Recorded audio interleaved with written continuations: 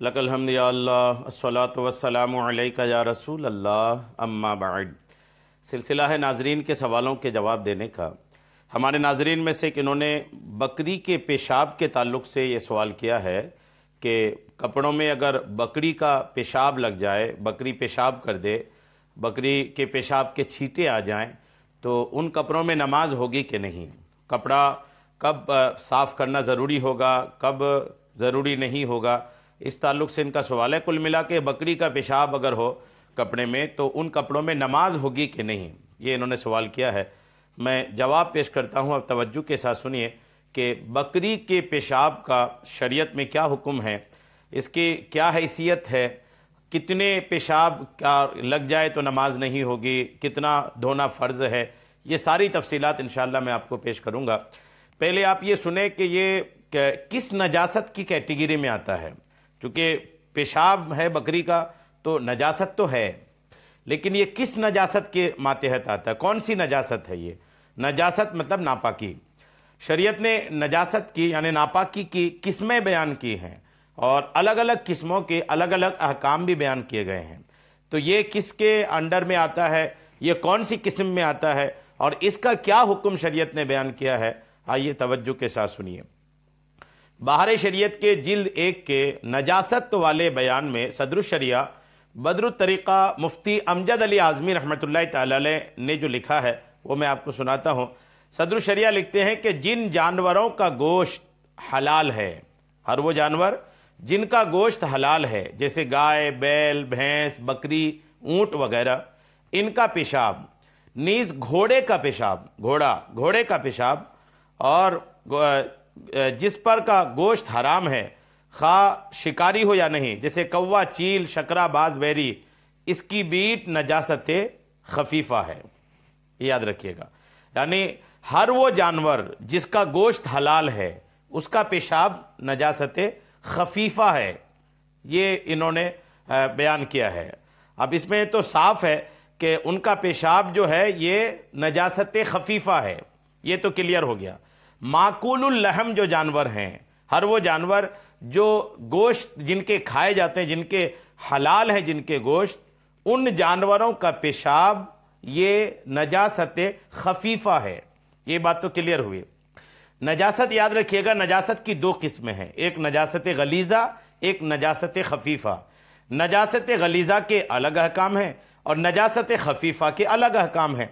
तो अब ये पहले तो ये बात साबित हो गई कि माकुलुल लहम जानवर, माकुलुल लहम का मतलब होता है वो जानवर जिसका गोश्त खाया जाता है, जिसका गोश्त हलाल है, उसका जो पेशाब है उसका पेशाब नजासत खफीफा है। ये तो बात समझ में आ गई। अब जब ये समझ में आ गया कि ये नजासत खफीफा है, तो अब नजासत खफीफा का हुक्म क्या है इसको भी समझ लेते हैं ताकि मसला वाज़े हो जाए।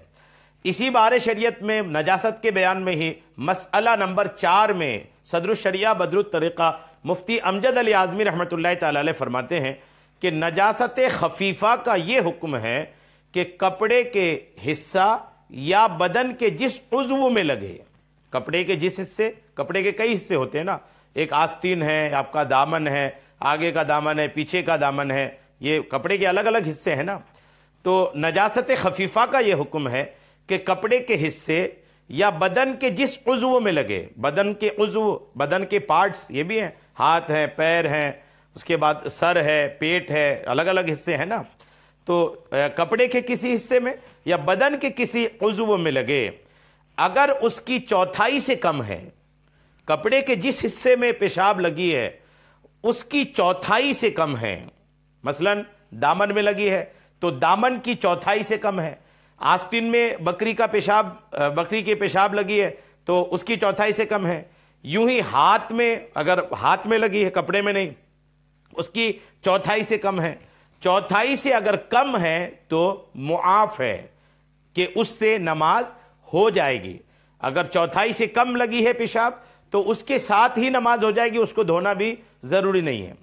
अगर पूरी चौथाई में हो, अगर एक्यूरेट चौथाई में हो तो बेधोए नमाज नहीं होगी, ये मसला याद रखना चाहिए।